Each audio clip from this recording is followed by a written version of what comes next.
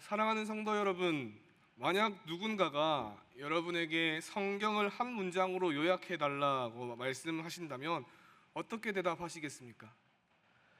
하나님의 사랑 이야기, 혹은 죄인을 구원하시는 이야기 등의 답변이 생각나실 것인데요. 모두 맞는 말입니다.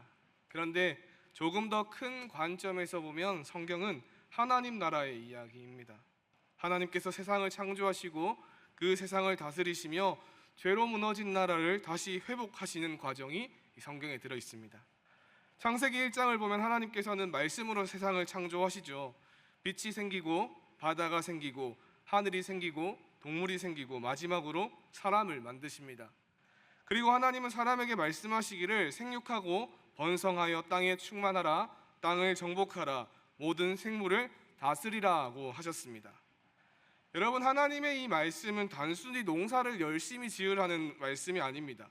하나님께서 사람을 대리 통치자로 세우시고 보시고 기뻐하셨던 그 창조 세계의 아름다움을 계속해서 가꾸어 나가라 하시는 명령입니다. 하나님께서 에덴 동산에 사람을 두신 이유가 바로 이 명령 안에 들어있는 것입니다. 그런데 우리가 일반적으로 에덴 동산에 대해서 생각할 때에 그냥 아름다운 정원 정도로만 여기는데요, 하지만 성경을 자세하게 읽어보면 에덴 동산은 단순한 정원이라고 치부할 수 없는 수준임을 알게 됩니다. 하나님께서 사람과 함께 거하시던 곳, 하나님의 임재가 있는 곳, 하나님의 통치가 가장 완전하게 드러나는 곳이 에덴 동산입니다. 다시 말하면 에덴 동산은 하나님께서 왕으로 다스리시던 그 나라의 첫 모습이었던 것이죠. 그런데 창세기 3장에 이르러서 사람들은 그 아름다운 곳을 잃어버리게 됩니다. 그리고 이러한 일이 일어나게 된 까닭을 우리는 너무나 잘 알고 있습니다. 단순하게 말하면 선악과를 따먹어서 그렇다입니다. 그러나 여러분, 창세기 3장은요 단순히 과일 하나를 잘못 먹은 이야기가 아닙니다. 창세기 3장은 왕이신 하나님을 거부한 이야기이고 그분의 다스림을 받는 것을 거부한 이야기입니다. 하나님과 맺은 언약을 깨뜨린 현장이 그대로 기록되어 있는 곳이 창세기 3장입니다. 오늘 이러한 내용을 담고 있는 창세기 3장을 통해서 죄의 시작과 그 결과, 그럼에도 불구하고 죄인에게 먼저 찾아가신 그 하나님의 은혜를 함께 바라보고자 합니다. 첫 번째로 의심에서 시작된 죄입니다. 창세기 3장에 대해서 앞서 말씀드렸듯이 우리는 흔히 선악과를 따먹는 아담과 하와의 모습만을 떠올리는데요, 그런데 창세기 3장을 자세하게 읽어보면 흥미로운 사실 하나를 발견할 수가 있습니다. 선악과를 먹는 장면은 단 한 절로 기록되어 있지만 그 전에 있었던 뱀과 사람 사이의 대화가 훨씬 자세하게 기록되어 있다는 것입니다. 즉 창세기 3장은 아담과 하와가 죄를 지었다라는 결과만 단순히 보여주고 있는 것이 아니라 불순종의 죄가 어떻게 시작되었는가를 먼저 보여준다는 것이죠. 창세기 2장에서 하나님께서는 아담에게 동산 각종 나무의 열매는 내가 임의로 먹되 선악을 알게 하는 나무의 열매는 먹지 말라고 말씀을 하십니다. 우리는 이 말씀을 읽을 때에 이 먹지 말라는 명령에 집중하기가 쉬운데요, 그런데 사실 하나님께서는 임의로 먹되 곧 마음껏 먹어라고 먼저 말씀을 하셨습니다. 에덴 동산에는 셀 수 없이 많은 나무가 있었고 하나님께서는 그 모든 것을 기쁨 가운데 누리라고 허락하셨습니다. 금지된 것은 단 하나였고 수없이 많은 것들을 사람들에게 먼저 허락하신 것입니다. 여러분, 이것이 우리의 아버지 되시는 하나님의 마음입니다. 우리의 하나님은 결코 인색하신 분이 아닙니다. 우리에게 좋은 것을 감추시는 분도 아닙니다. 오히려 풍성하게 베푸시고 그것들을 마음껏 누리기를 원하시는 분이십니다. 이러한 맥락에서 선악을 알게 하는 나무를 금하신 하나님의 명령을 이해해보자면 결코 인간을 괴롭히기 위한 명령이 아니라 그들의 생명을 지키기 위한 사랑의 명령이었다는 것을 우리가 알게 됩니다. 마치 어린아이가 날카로운 칼을 가지고 놀려고 할 때 부모님이 뺏으면서 안 된다라고 말하는 것 같죠. 아이는 자유를 빼앗겼다라고 생각하기가 쉽지만 부모는 그 아이가 안전하게 지낼 수 있도록 지켜주고 있는 것입니다. 하나님의 명령도 마찬가지였습니다. 그것은 우리를 억압하기 위한 규칙이 아니라 우리를 보호하는 사랑의 울타리였습니다. 그런데 바로 그 지점에서 마귀가 이 아담과 하와의 마음을 흔들기 시작한데요, 뱀이 하와에게 이렇게 묻습니다. 우리 창세기 3장 1절의 말씀 한번 같이 읽어보겠습니다. 그런데 뱀은 여호와 하나님이 지으신 들짐승 중에 가장 간교하니라. 뱀이 여자에게 물어 이르되 하나님이 참으로 너희에게 동산 모든 나무의 열매를 먹지 말라 하시더냐. 뱀이 하와에게 던진 이 질문을 한번 생각해 보십시오. 하나님께서는 아담과 하와에게 선악과 하나만 먹지 말라고 하셨습니다. 그런데 뱀은 하나님께서 마치 아무 열매도 먹지 못하게 하신 것처럼 모든 나무의 열매를 먹지 말라 하시더냐라고 묻습니다. 말을 바꾸어 버린 것입니다. 이처럼 사단은 하나님의 말씀을 정면으로 부정하지는 않습니다. 그저 살짝 비틀고 조금 과장하고 교묘하게 왜곡합니다. 그런데 이 왜곡된 질문 하나가 하와의 마음을 흔들었던 것입니다. 하와는 하나님께서 선악과에 대해서 하신 말씀을 분명히 알았을 것입니다. 그런데 뱀의 말을 듣고 나니까 그 확신이 흔들리는 거죠. 말씀에 대한 확신이 흔들리니까 하나님의 사랑에 대한 확신도 흔들리기 시작했습니다. 혹시 하나님께서 이 좋은 것을 일부러 감추고 계신 것은 아닐까? 정말 나를 사랑하셔서 먹지 말라고 하신 게 맞을까? 하나님을 사랑이 가득한 아버지로 보는 것이 아니라 나를 제한하고 구속하고 억압하는 존재로 보게 된 것입니다. 이처럼 마귀는 하나님의 손을 먼저 움직인 것이 아니라 하와의 마음을 흔들었습니다. 여러분, 이것이 마귀의 전략입니다. 마귀는 하나님이 없다라고 말하지 않습니다. 하나님을 믿지 말라고 하지도 않습니다. 대신에 우리로 하여금 하나님을 의심하게 만듭니다. 하나님을 떠나라고 말하지 않습니다. 대신에 하나님의 사랑에 대한 의심을 가지게 만듭니다. 하나님의 말씀 모두를 버리라고 하지 않습니다. 그저 말씀 일부에 대한 의심을 우리 마음에 심어서 하나님을 의심하게 만듭니다. 그런데 여러분, 그 작은 의심 하나가 결국 우리의 믿음을 무너뜨립니다. 사랑이 많으신 하나님을 인색한 분으로 보게 만들고 생명을 주시는 하나님을 자유를 빼앗는 분으로 보게 되는 것입니다. 그런데 여러분, 하와의 마음에 의심을 심은 뱀은 거기서 멈추지 않았습니다. 이어서 뱀은 굉장히 노골적으로 하나님께서 창조하신 그 아름다운 질서를 무너뜨리려 하는데요. 창세기 3장 5절의 말씀입니다. 우리 한번 같이 읽어보도록 하겠습니다. 너희가 그것을 먹는 날에는 너희 눈이 밝아져 하나님과 같이 되어 선악을 알 줄 하나님이 아심이니라. 여기서요, 선악을 안다는 것은 단순히 지식이 많아지는 측면의 일이 아닙니다. 무엇이 선이고 무엇이 악인지 스스로 판단하고 결정하는 권리에 대한 부분입니다. 결국 뱀이 한 말의 핵심은 누가 선과 악을 결정할 수 있는가 였던 것이죠. 지금까지는 하나님께서 선과 악의 기준이었습니다. 선이 무엇이고 악이 무엇인지를 하나님께서 결정하셨습니다. 하나님께서 삶의 기준이었습니다. 세상의 기준이었습니다.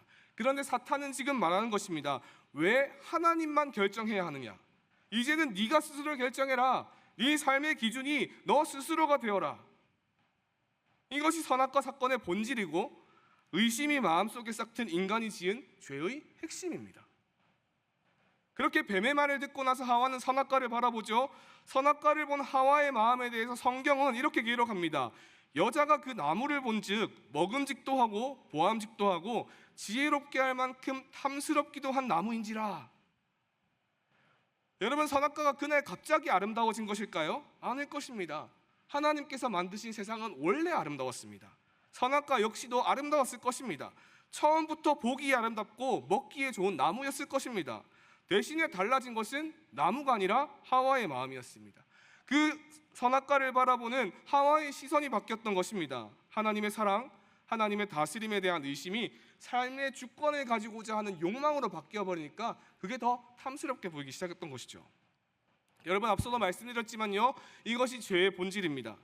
죄란 계명을 어기고 말씀대로 살지 않는 단순한 행위가 아닙니다. 여러분, 하나님 대신에 내가 내 삶의 기준이 되고 하나님 대신에 내가 내 삶의 왕이 되는 것입니다. 오늘날 세상도 우리에게 끊임없이 같은 말을 하죠. 네 인생은 네 것이다. 네가 원하는 대로 살아라. 네가 행복하면 그것이 옳은 것이다. 그렇게 해라. 얼핏 들으면 자유를 말하는 것 같습니다.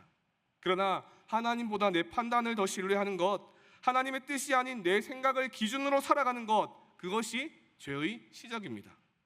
여러분, 오늘날 우리는 어떻게 살아가고 있습니까? 하나님의 말씀이 들릴 때의 불편함을 느끼면서 왜 하나님은 나를 힘들게 하시지? 내 생각대로 하면 더 쉽고 편하게 살 수 있을 것 같은데, 더 행복한 삶을 살 수 있을 것 같은데 왜 나를 억압하시지? 그렇게 생각하고 계시지는 않습니까? 그렇게 우리가 하나님의 사랑과 그분의 선하신 뜻에 대해 의심하기 시작할 때에 우리는 하나님의 말씀보다 내 판단, 내 생각, 그것을 더 신뢰하게 될 것입니다. 그리고 결국 하나님을 밀어내고 스스로가 삶의 주인이 된 채 마음대로 살게 될 것입니다. 사랑하는 성도 여러분, 그렇다면 그렇게 하나님을 밀어낸 아담과 하와 정말로 자유로워졌을까요? 그들이 기대하는 대로 멋있는 삶을 살게 되었을까요? 성경은 전혀 그렇지 않았다고 말합니다. 죄는 그들의 삶의 자유를 가져오는 대신에 하나님 앞에 숨게 만들었고 모든 관계를 깨트립니다. 두 번째로 죄로 인해 숨게 된 인간입니다. 뱀은 하와에게 너희가 그것을 먹는 날에는 하나님과 같이 될 것이다 라고 앞서 말했습니다. 정말 뱀의 말대로 되었을까요? 창세기 3장 7절은요, 이에 그들의 눈이 밝아 라고 시작이 됩니다. 여기까지만 보면 뱀의 말이 맞는 것처럼 보입니다. 그런데 그 다음 말씀이 참 아이러니합니다. 자기들이 벗은 줄을 알고. 사탄은 하나님처럼 될 것이라고 했지만 인간이 가장 먼저 발견한 것은 그 영광이 아니라 자신의 수치였습니다. 더 지혜로워진 것이 아닙니다. 더 자유로워진 것이 아닙니다. 선악과를 먹은 두 사람에게 가장 먼저 찾아온 것은 수치와 부끄러움이었습니다. 이 장면에서 우리는 죄의 결과를 봅니다. 창세기 2장은요, 아담과 그의 아내 두 사람이 벌거벗었으나 부끄러워하지 아니하니라로 끝이 납니다. 이 얼마나 아름다운 장면입니까? 하나님 앞에서 하나 된 두 사람은 서로에게 아무것도 숨기지 않았습니다. 있는 그대로 서로를 받아들였고 하나님 앞에서도 조금의 두려움도 없었습니다. 그런데 죄가 들어오니까 모든 것이 순식간에 바뀌어 버립니다. 가장 먼저 아담과 하와가 한 일이 무엇이었습니까? 그들은 무화과 나뭇잎을 엮어서 치마를 만들어 입습니다. 단순히 옷을 만들어 입은 행동이 아닙니다. 이것은 죄가 인간에게 가져온 변화를 보여주는 상징적인 장면입니다. 숨게 만들었죠. 자신의 수치를 보게 만듦으로써 부끄럽지 않았던 것이 부끄러워지게 만들었습니다. 그래서 결국 무화과 나뭇잎으로 자신을 가립니다. 그리고 죄는 하나님 앞에서도 숨게 만들었습니다. 하나님과의 관계를 무너뜨렸습니다. 창세기 3장 8절 말씀 우리 한번 같이 읽어보겠습니다. 그들이 그날 바람이 불 때 동산에 거니시는 여호와 하나님의 소리를 듣고 아담과 그의 아내가 여호와 하나님의 낯을 피하여 동산 나무 사이에 숨은지라. 이 방금 읽은 말씀이 우리에게 보여주는 장면은 참으로 안타까운 현장입니다.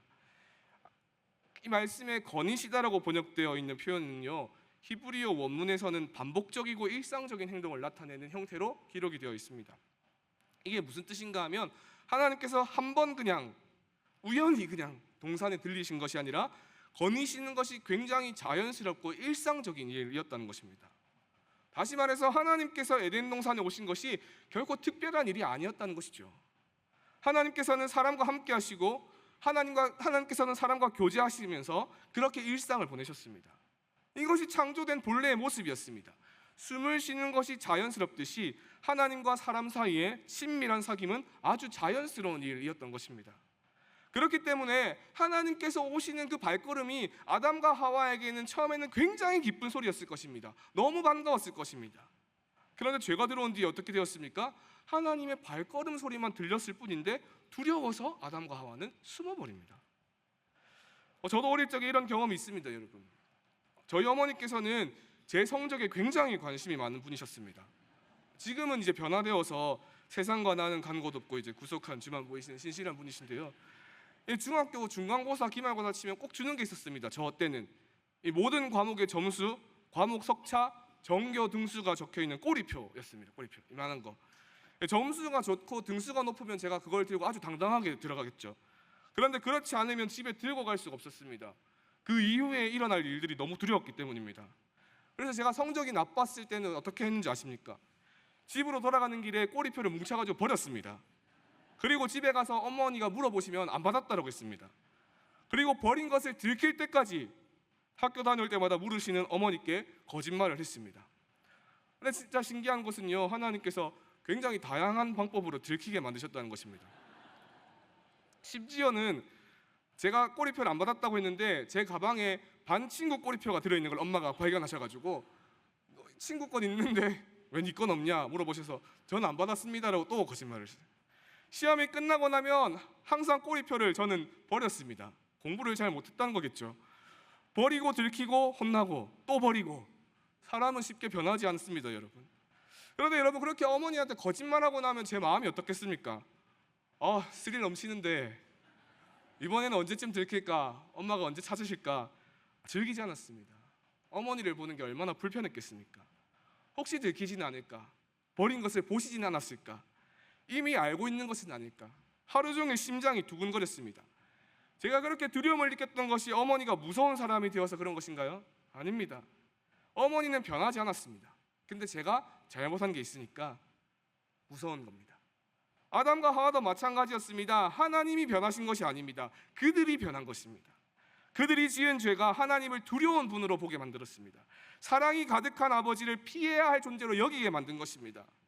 이러한 죄의 결과는 우리에게도 너무나도 익숙하죠. 죄는 하나님을 멀리하고 싶게 만듭니다.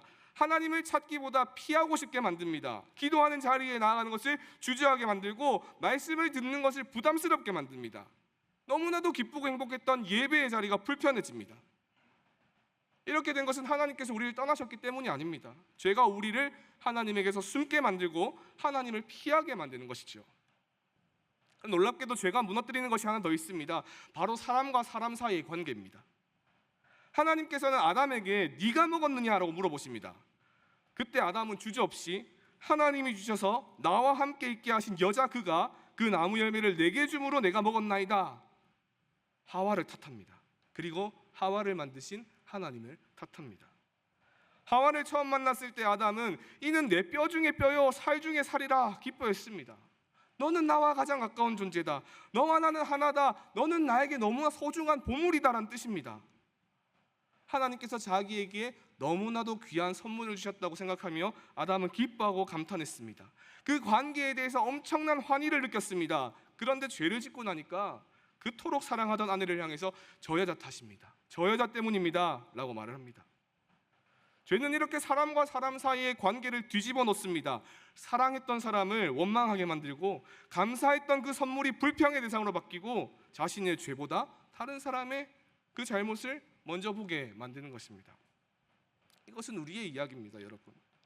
처음에는 하나님께 감사하며 만났던 배우자가 어느 순간 불평의 대상이 됩니다.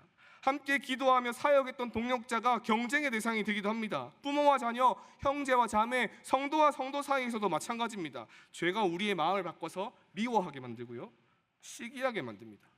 죄가 우리의 시선을 바꿔서 하나님께서 주신 귀한 사람들, 그 동역자들을 더 이상 선물로 여기지 못하게 만듭니다. 죄가 관계를 무너뜨리는 가장 무서운 모습이죠.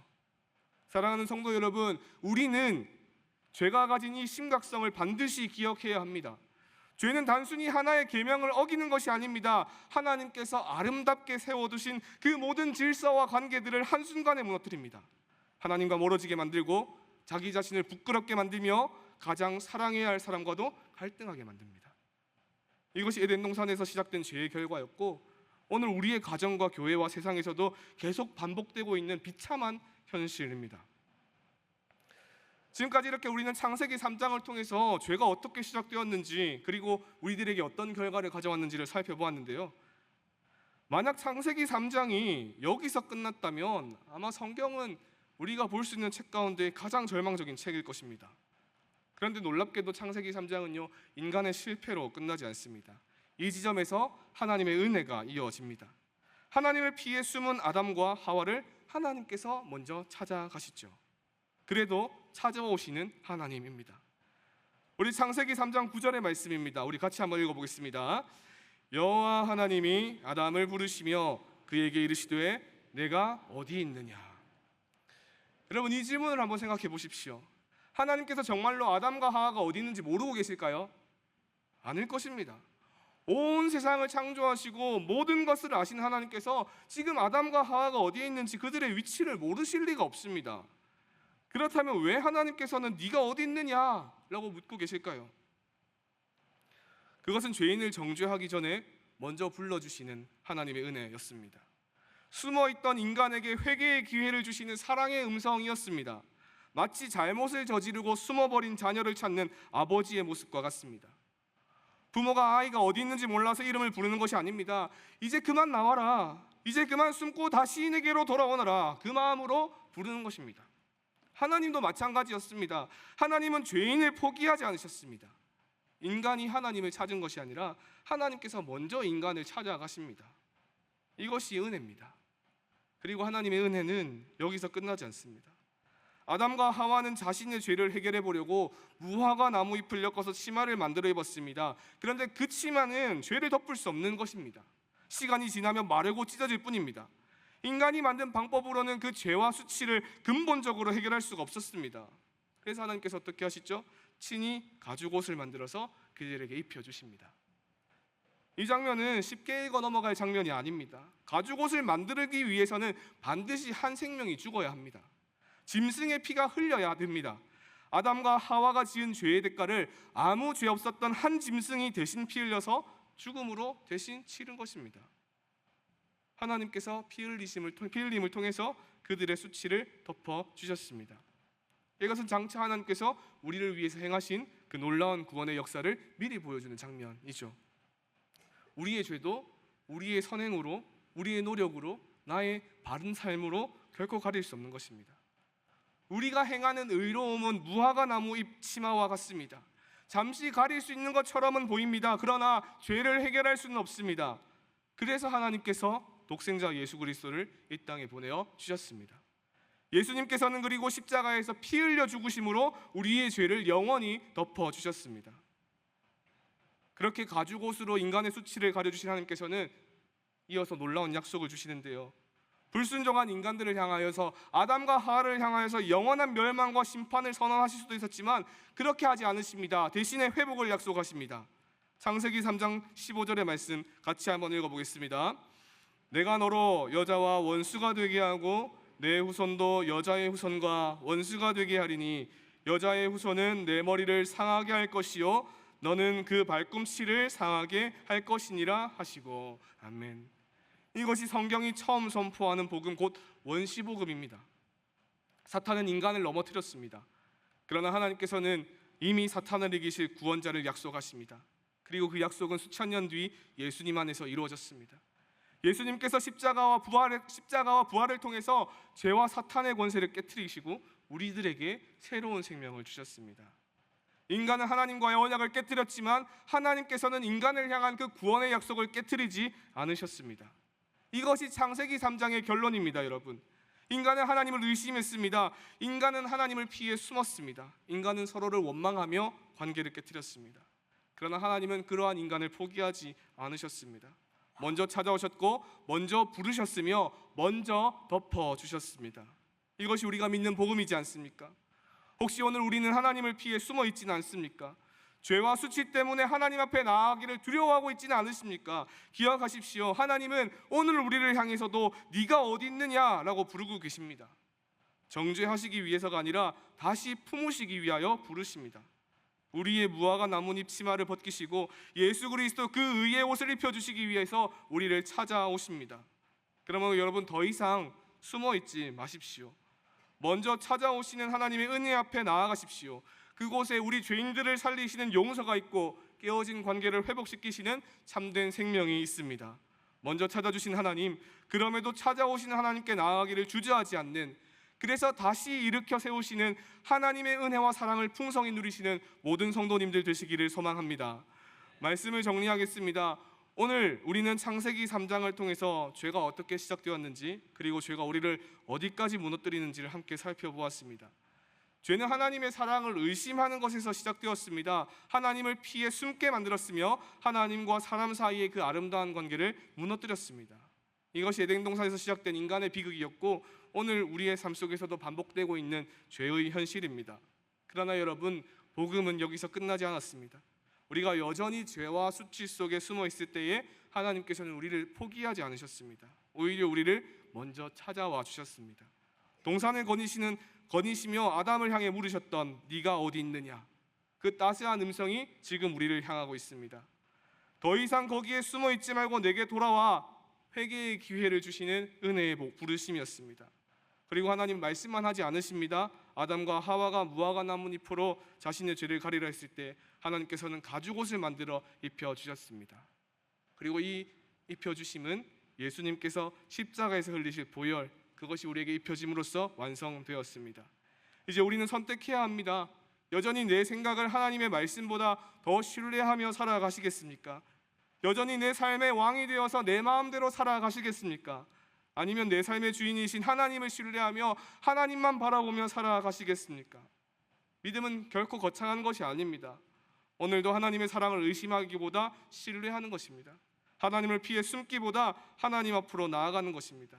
내 삶의 왕이 되려 하기보다 하나님을 내 삶의 왕으로 모시는 것입니다. 바로 그곳에 참된 자유가 있고 회복이 있으며 생명이 있습니다. 이번 한 주간도 세상은 우리에게 끊임없이 속삭일 것입니다. 너의 인생의 주인은 너야. 너가 원하는 대로 살아가렴. 그러나 우리는 그 거짓말을 따르는 사람들이 아닙니다. 먼저 우리를 찾아오신 하나님의 사랑을 신뢰하며 하나님을 따르는 사람들입니다. 의심 대신 신뢰를 선택하십시오. 숨는 대신 하나님 앞으로 나아가십시오. 그리고 내 삶의 왕좌를 예수님께 내어드리십시오. 먼저 찾아오신 하나님의 은혜 안에서 참된 자유와 회복을 누리며 살아가시는 이 자리에 모인 모든 주의 백성들 되시기를 간절히 소망합니다.